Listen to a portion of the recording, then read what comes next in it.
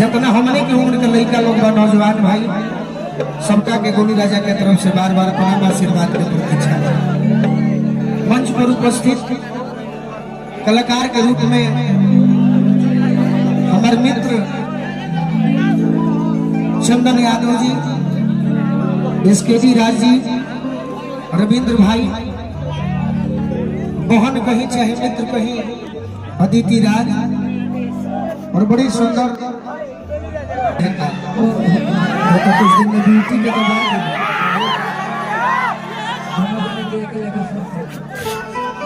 शांतिपूर्वक कार्यक्रम के आनंद लीजिए सब है। जदुवंशी के प्रोग्राम जहाँ भी हो लगे तो करता फारे हो।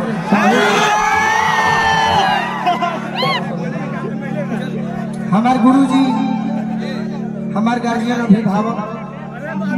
श्री बंशीधर ठाकुर जी आई बनी, हम बाबूजी के गोड़ लगते सब कलाकार के स्वागत। ये को भजन गावे के वजह से कि तनी माहौल बन जाए। जैसे कि आरा जिला हम लोग आरा जिला के परिचय गीत संगीत में भी देवे के बाद सब गीत रात भर हो कम से कम 5 बजे तक। तो एगो भजन गाई तो करा बाद एक दूगो गीत और गा के आज कलाकार के लंबा लिस्ट बा सब कर सुने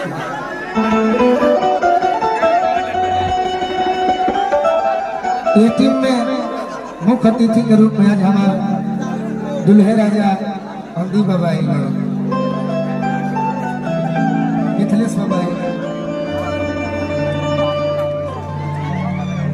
अपनी अपनी है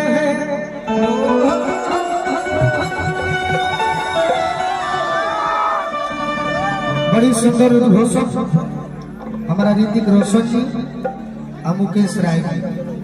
जितेंद्र भैया के भी बहुत बहुत स्वागत। जख्मी जितेंद्र भैया के स्वागत बा। बाकी लोग छुट्टी के बाद में कहिए पुतुल भैया के यहाँ काल कार्यक्रम जो भई बड़ी ऐतिहासिक भई, बड़ी अच्छा लगा। अब आज के प्रोग्राम देखिए कि कैसा होता, अभी तक तो अच्छा बुझाता। अपनी अपनी धुन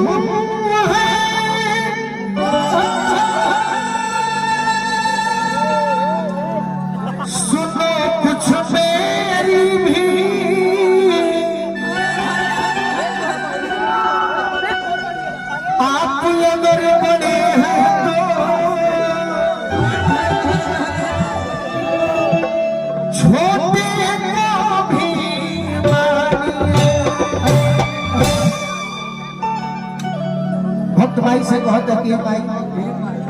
तारा खाती हम गीत संगीत तारा आशीर्वाद पाके गीत संगीत में डूबल बनी तो तनी मनी आशीर्वाद दी। तो हे दुर्गे दुर्गति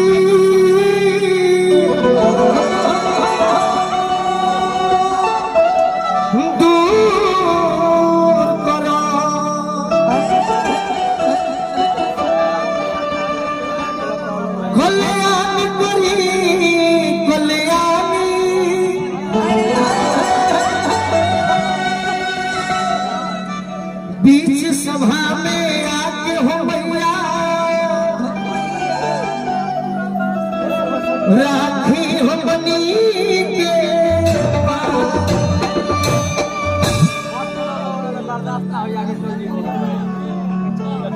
हम तो हर बैठ के सुननी आते हमारे अगर प्रोग्राम अच्छा ठीक। भाई रविंद्र जी बड़ी सुंदर जवानी है। ये भाइयों का एगो जोरदार ताली बजा के आशीर्वाद दी जाते वाला समय में समाज के शान जरूर बनी है। हमारे भाई शान तो अभी बालो हमारा बड़ी अच्छा लगा। हमने के तो छोटा मोटा भाई है कि हाँ सबको आशीर्वाद भाई का बहुत बहुत स्वागत। एगो बस भजन तो हाथ जोड़ी हाथ जोड़ी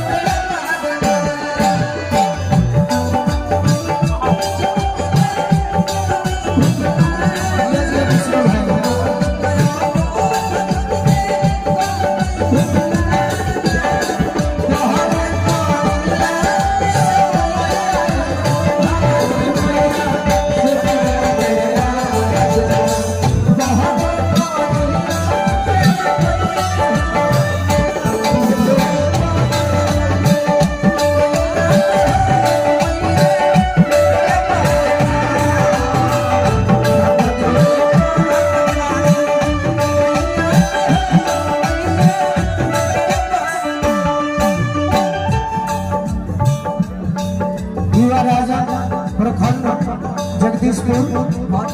भैया हमारा रवि यादव जी की ओर से बहुत बहुत भजन का आशीर्वाद मिलो, बार बार प्रणाम करो, आशीर्वाद के प्रतीक्षा बा।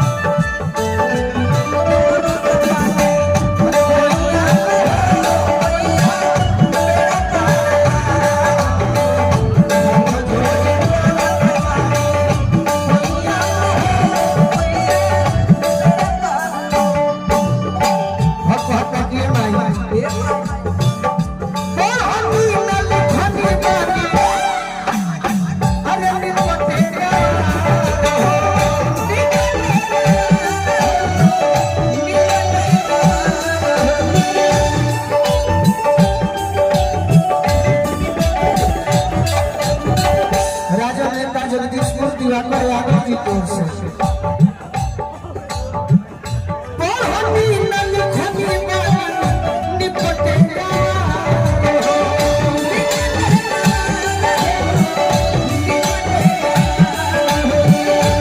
नैका टोला बस स्टैंड पप्पू सम्राट जी की ओर से बहुत बहुत आशीर्वाद मिलो, बार बार प्रणाम करो, आशीर्वाद के प्रतीक्षा।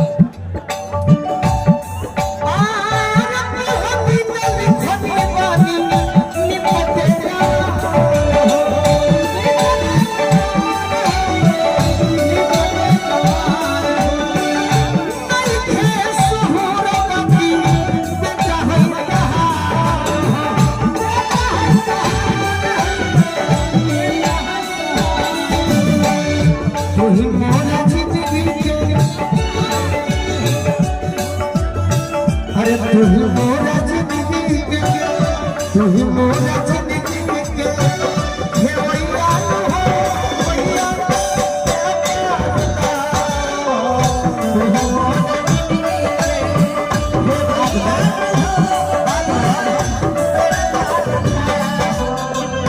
तू ही मोरा जिंदगी के, ये वैया तो हो वैया, तेरा पाला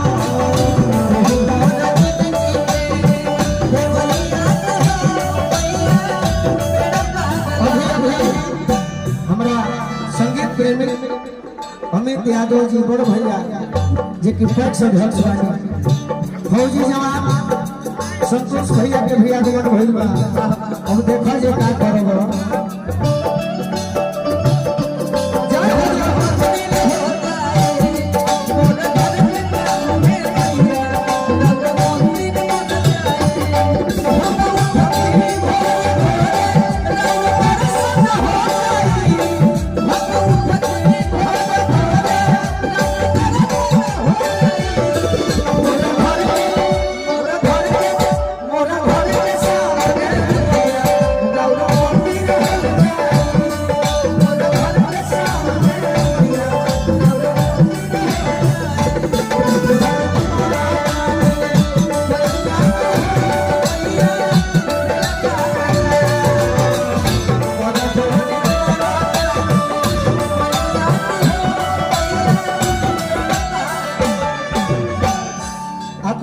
गौरी सही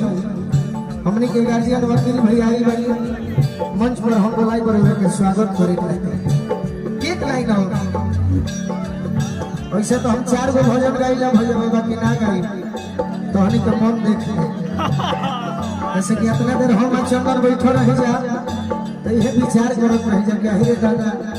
ये जे प्रोग्राम जो भी खाली होले होई बाकी हम ठीक बा साज हुई आवाज पे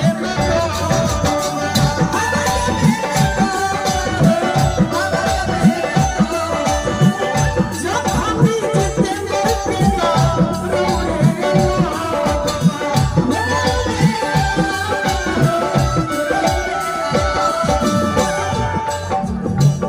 जब हम जीते मेरे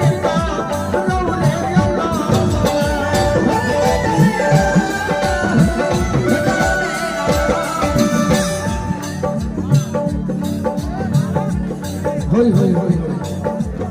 अरे गुलुआ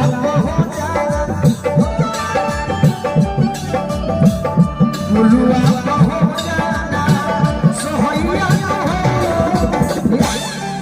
गुलुआ गोलुआ पर हो जाना सोहैया से कहते नहीं कि देखो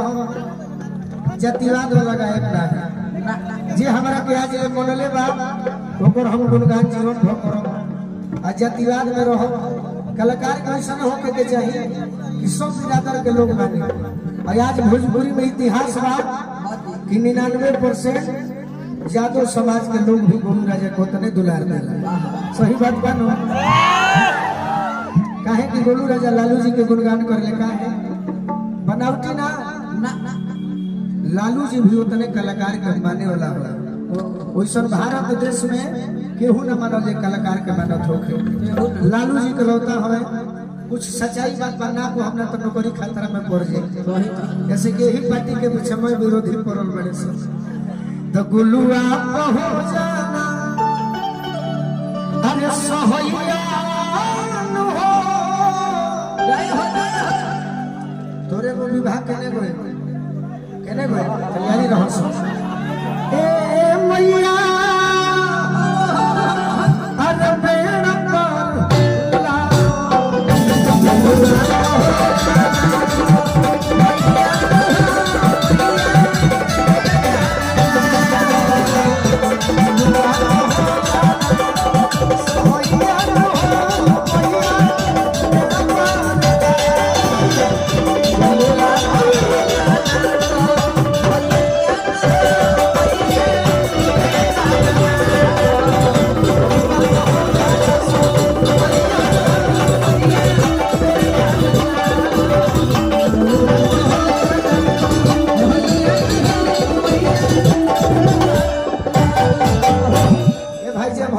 से सुने हैं तो ताली सब कलाकार खाली बजा दी सब